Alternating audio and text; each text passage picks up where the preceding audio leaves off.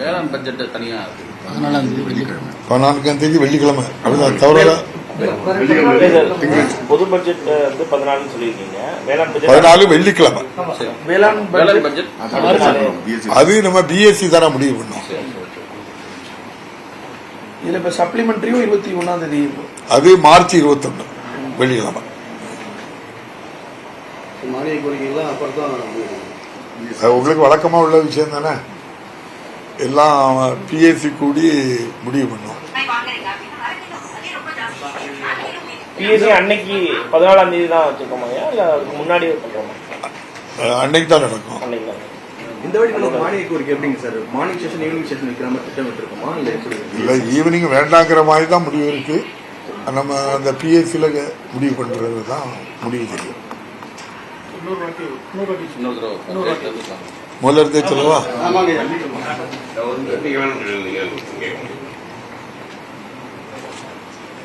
தமிழ்நாடு சட்டமன்ற பேரவை விதி 26(1) கீழ் தமிழ்நாடு சட்டமன்ற பேரவையினுடைய அடுத்த கூட்டத்தினை சென்னை தலைமைச் செயலகத்தில் அமைந்துள்ள சட்டமன்ற பேரவை மண்டபத்தில் வைத்து 2025ஆம் ஆண்டு மார்ச் மாதம் 14ஆம் தேதி திங்கட்கிழமை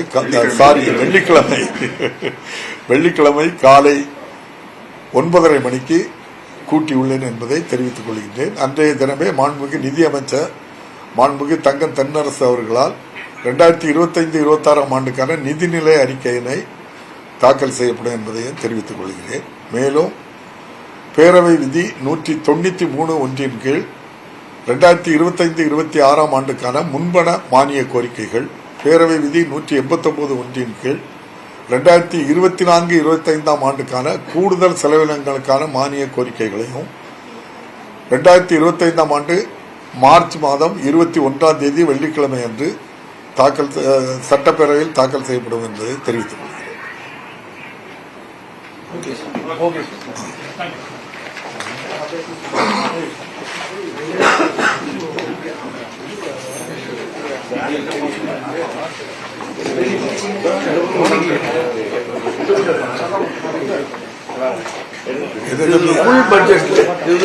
full budget last full budget. ஆமா, ஃபுல் பட்ஜெட் தானே.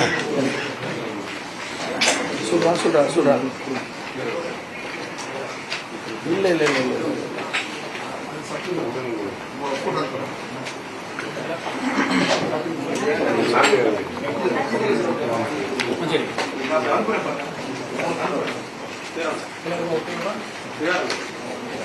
சரி.